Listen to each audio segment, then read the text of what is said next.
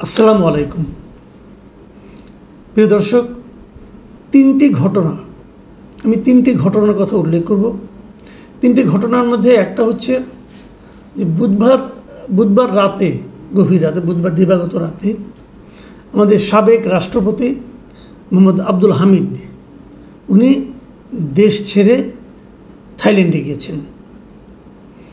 বলা হচ্ছে উনি চিকিৎসার জন্য গিয়েছেন, আমরা কেউ বলছি উনি দেশ ছেড়ে পালিয়ে গিয়েছেন। দ্বিতীয় ঘটনাটা হলো, এই ঘটনার খবরটা প্রচার হওয়ার পর বৃহস্পতিবার আমরা দেখলাম যে এনসিপির নেতা হাসনাত আবদুল্লাহ উনি একটা কর্মসূচি দিলেন। সেই কর্মসূচি হলো আওয়ামী লীগকে নিষিদ্ধ করতে হবে এবং নিষিদ্ধ না হওয়ার ঘোষণা আসা পর্যন্ত প্রধান উপদেষ্টার বাসভবনের সামনে ওনারা অবস্থান ধর্মঘট করবেন। শুক্রবার দিন দেখলাম যে তারা এই অবস্থান ধর্মঘটটাকে শাহবাগে নিয়ে গেলেন এবং শুক্রবার এমনিতেই সাধারণত প্রচুর মুসল্লিদের আগমন হয় নামাজে, জুম্মা নামাজে। শাহবাগে মোটামুটি লোক সমাগম প্রচুর হয়েছিল এবং তারা সবাই আওয়ামী লীগের নিষিদ্ধের দাবি করেছেন। তৃতীয় যে ঘটনাটা সেটা হলো ঢাকার উপকণ্ঠে, ঢাকার পার্শ্ববর্তী জেলা নারায়ণগঞ্জের সাবেক মেয়র ডক্টর সেলিনা হায়াত আইভি, তাকে বৃহস্পতিবার রাতে তাকে অ্যারেস্ট করার জন্য সেখানে পুলিশ গিয়েছে এবং এই সংবাদে ওখানে আইভির প্রচুর সমর্থকরা বাড়ির সামনে এসে জড়ো হয়েছেন এবং আইভি রাতের বেলা পুলিশের সঙ্গে যেতে অস্বীকৃতি জ্ঞাপন করেছেন। উনি বলেছেন উনি দিনের আলো ছাড়া যাবেন না। পুলিশকে অপেক্ষা করতে হয়েছে ৬-৭ ঘন্টা অপেক্ষার পর শুক্রবার দিন সকালে দিনের আলো ফোটার পর উনি বেরিয়ে গেছেন এবং এর মধ্যে সারা রাত ওনার বাসার সামনে ওনার কর্মী সমর্থকরা হাজির ছিলেন, তারা বিক্ষোভ করেছেন। এই বিক্ষোভের মধ্য দিয়ে পুলিশ তাদেরকে নিয়ে গেছেন। পুলিশের ২-১টা গাড়িকে লক্ষ্য করে ঢিল ইট পাটকেল ছোড়া হয়েছে। এই তিনটি ঘটনার কথা উল্লেখ করলাম এ কারণে যে এই তিনটি ঘটনার মধ্যে কি কোনো যোগসূত্র আপনারা দেখতে পান? আমি পাই কিনা ক্লিয়ার না, তবে এই বিষয়গুলো আমার কাছে মনে হলো তিনটে ঘটনার সঙ্গে একটা বোধহয় যোগসূত্র আছে। সেটা উল্লেখ করার জন্য, সেটা আলোচনা করার জন্য আজকে আপনাদের সামনে বসেছি। প্রথম কথা, সাবেক রাষ্ট্রপতি হামিদ সাহেবকে এই যে চলে যেতে দেওয়া, এটা কি অন্যায় ছিল? এই বিষয়টা আমার কাছে ক্লিয়ার না। ইমিগ্রেশনে যখন আমরা যেই যখন দেশের বাইরে যান, তার ইমিগ্রেশনের সমস্ত তথ্য নিয়ে অনলাইনে, এখন তো সবই অনলাইন হয়ে গেছে, তারা চেক করতে পারে যে ওনার নামে কোনো ধরনের রেস্ট্রিকশন আছে কিনা, সরকারের কোনো নিষেধাজ্ঞা আছে কিনা এবং উনি কোনো সাজাপ্রাপ্ত আসামি কিনা, পালিয়ে যেতে পারেন কিনা, এই সমস্ত চেক করা হয়। হামিদ সাহেব সাবেক রাষ্ট্রপতি, ওনার নামে কোনো ধরনের নিষেধাজ্ঞা আছে সেরকম কথা আমরা কেউ জানি না, পুলিশও জানে না। অনেকের দেখেন যারা নাকি একটু সিরিয়াস টাইপের দেশ ছেড়ে পালাতে পারে, অথচ পালিয়ে গেলে সমস্যা হতে পারে, তাদের ব্যাপারে কিন্তু সরকার অথবা আদালত কিন্তু দেশ থেকে উপর নিষেধাজ্ঞা আরোপ করে। ওনার উপর সে ধরনের কোনো নিষেধাজ্ঞা ছিল না। ওনার নামে একটা হত্যা মামলা ছিল, সেই মামলাটা ওনার বিরুদ্ধে করা হয়েছিল কিশোরগঞ্জ সদর থানায়। সেটাও 14 জানুয়ারিতে ওনার বিরুদ্ধে একটা হত্যা মামলার তথ্য রয়েছে এবং সেই হত্যা মামলা আরও অনেক আসামি, যেরকম গণমামলা আমাদের এখানে হতো, শেখ হাসিনা আসামি, তার বোন আসামি, জয় আসামি, পুতুল আসামি, সবাই আসামি, ওবায়দুল সবাই আসামি। তার সঙ্গে যেহেতু ওনার বাড়ি কিশোরগঞ্জে, ওনার নামও সেখানে জুড়ে দেওয়া ছিল। দেখুন, হামিদ সাহেব আরও 2 বছর আগের থেকে রাষ্ট্রপতি নেই, উনি এখন একজন সাধারণ নাগরিক। ওনার নামে কেউ হত্যা মামলা করতেই পারেন, যে কারো নামে হত্যা মামলা হতে পারে। আপনি নিজেও জানেন না আপনার নামে হত্যা মামলা একটা আছে কিনা, কেউ জানে না। একজন লোক 200-300 লোকের নামে মামলা করে, তারা হয়তো জানেও না তার নামে ওখানে নাম ঢুকিয়ে দেওয়া হয়েছে কিনা, তার কোনো শত্রু এই কাজটা করেছে কিনা, কেউ জানে না। সেই হামিদ সাহেবের বিরুদ্ধে মামলা একটা হয়েছে, কারোর বিরুদ্ধে হত্যা মামলা হলেই কি তার বিদেশ গমনের উপর কোনো নিষেধাজ্ঞা থাকে? মামলা তো অনেকের নামেই থাকে। মামলা থাকাকালীন কেউ কি দেশের বাইরে যায়নি এর আগে? খালেদা জিয়া কি কখনো যাননি? ওনার বিরুদ্ধে মামলা অনেকগুলি ছিল, উনি বিদেশ গিয়েছেন। তারপর যখন ওনার সাজা হয়েছে, জেল হয়েছে, তারপর উনি যেতে পারেননি। কিন্তু একটা মামলা থাকলে সে বিদেশ যেতে পারবে না, যে মামলার তদন্ত এখনও শেষ হয়নি। তাহলে তো এই দেশের কেউ বিদেশে যেতে পারবে না ভাই। আপনি তো সবার নামে একটা মামলা করে দিয়ে দিতে পারেন। তো উনি একজন সাধারণ নাগরিকের যে অধিকারটা, আমাদের সংবিধান তো আমাদের সেই অধিকারটা দিয়েছে।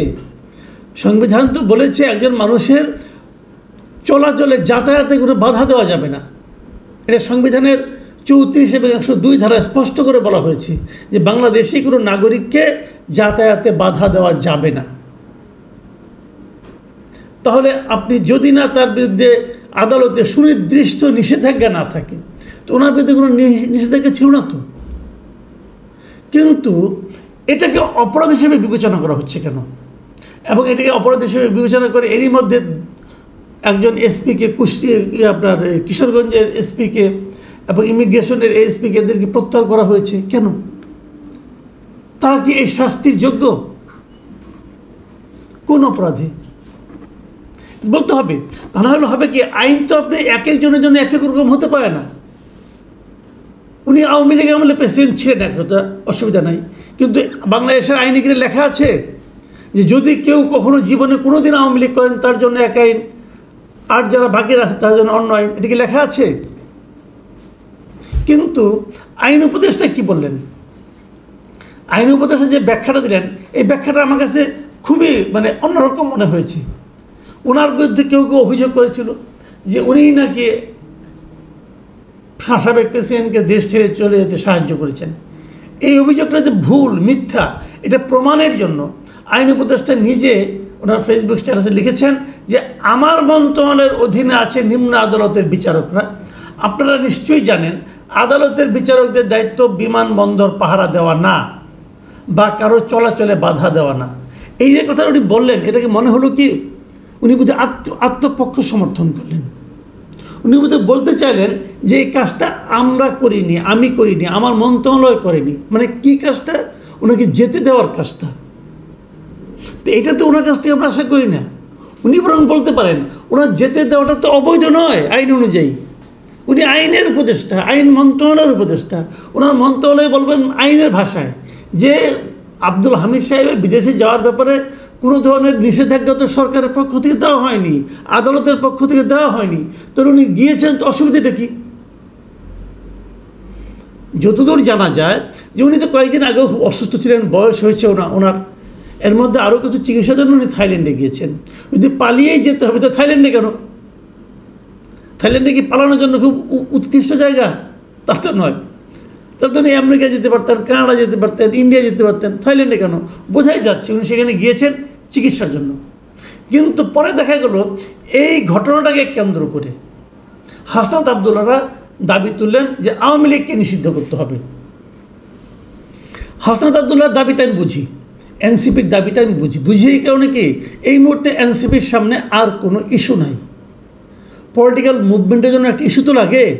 ওনাদের রাজনৈতিক দল করেছেন, সেই দল ওনাদের কর্মকাণ্ডের কারণে তাদের জনপ্রিয়তা কমতে কমতে এমন একটা জায়গায় এসে ঠেকেছে যে তাদের রাজনীতি করা এখন কঠিন হয়ে পড়েছে। তারা বলেছিল তারা নাকি নতুন রাজনৈতিক বন্দোবস্ত আনবে। সেই বন্দোবস্তের কী চেহারা এখনও কেউ জানে না। এখনও তারা এই বন্দোবস্ত সম্পর্কিত একটা লিফলেট পর্যন্ত তৈরি করতে পারে না যে তারা নতুন বন্দোবস্ত বলতে কী বোঝাচ্ছেন। এই সময় তাদের জন্য একটা পপুলার ইস্যুকে সামনে নিয়ে এসে রাজনীতি করা ছাড়া আর কোনো উপায় নাই। এবং এই জন্যই তারা দাবি করেছেন যে তারা এই কাজটা করতে চান যে আওয়ামী লীগকে নিষিদ্ধ করতে হবে। যখন তারা আওয়ামী লীগকে নিষিদ্ধ করতে চাচ্ছেন, তখন এই যার কাছে চাচ্ছেন সেই সরকার প্রধান উনি কি বলেছিলেন? উনি কিন্তু সারাক্ষণ যতগুলো আমি ইন্টারভিউ দেখেছি যখনই এই প্রসঙ্গটা এসেছে উনি বলেছেন যে তার সরকারের আওয়ামী লীগকে নিষিদ্ধ করার কোনো পরিকল্পনা নেই, অথবা যদি সবগুলি রাজনৈতিক দল বলে তখন ভেবেচিন্তে দেখা যাবে। এখনও বিএনপি সংক্রান্ত কোনো কিছু বলেনি। কেন বলেন এটা বিএনপি রাজনীতি? আবার এদিকে দেখলাম গণ অধিকার পরিষদ বেশ উচ্চকণ্ঠে এদের পক্ষে সমর্থন দিচ্ছে, জামাতে ইসলামও দিচ্ছে। এভাবে একটা পলিটিক্যাল পার্টিকে নিষিদ্ধ করা যাবে কি যাবে না, এটা নিয়ে আবার দেখলাম সজীব আসিফ মাহমুদ সজীব ভিয়া উনিও কালকে দেখলাম একটা স্ট্যাটাস দিয়েছেন যে আওয়ামী যুবলীগ এবং স্বেচ্ছাসেবক লীগকে নিষিদ্ধ করা হচ্ছে। এই যে নিষিদ্ধ করা রাজনীতির মধ্যে আমরা ঢুকে যাচ্ছি, আমরা দেখেছি অতীতে যে নিষিদ্ধ করা রাজনীতি কোনো সুফল বয়ে আনে না। জামাতে ইসলামকে নিষিদ্ধ করার জন্য আওয়ামী লীগ অনেক চেষ্টা করেছিল এবং শেষ দিকে পেরেছিল, কিন্তু সেই নিষিদ্ধ করাতে জামাতের শক্তি কিছুমাত্র কমেনি, বরঞ্চ এটা আরও ক্ষতি বয়ে নিয়ে আসে। আমরা একটা গণতান্ত্রিক আবহাওয়ার দিকে যেতে চাচ্ছি, গণতান্ত্রিক পরিস্থিতির দিকে যেতে চাচ্ছি। সেই সময় এই নিষিদ্ধের রাজনীতি কি খুব অপরিহার্য? এই বিষয়টা আমার কাছে ক্লিয়ার না। তারপর আমি তৃতীয় প্রসঙ্গটা আসি। এরই মধ্যে হঠাৎ করে মেয়র আইভিকে ধরার প্রয়োজনটা কী পড়ল? উনি তো দেশ থেকে পালান নাই, উনি দেশেই ছিলেন, এলাকাতেই ছিলেন, প্রকাশ্যেই ছিলেন। তো ওনাকে এতদিন ধরা হয়নি, হঠাৎ করে কাল রাতেই তাকে ধরতে হলো কেন? তার বিরুদ্ধেও তো মামলায় তেমন কোনো কিছু হয়নি।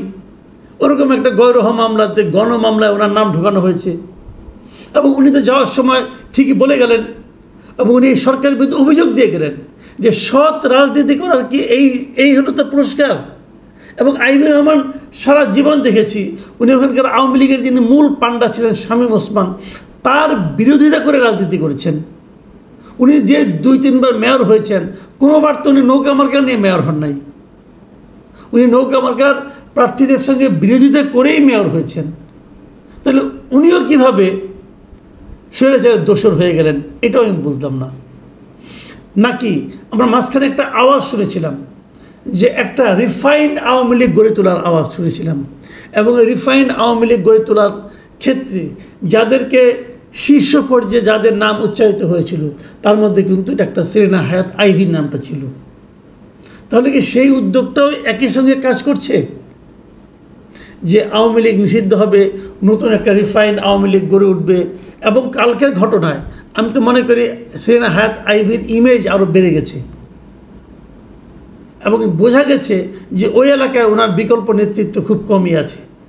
এই যে ইমেজ বৃদ্ধি, এটাকে ওই কারণেই, ওই প্রচেষ্টার কারণে? আমি কিছু জানি না, আমি এটা বলতেও পারবো না।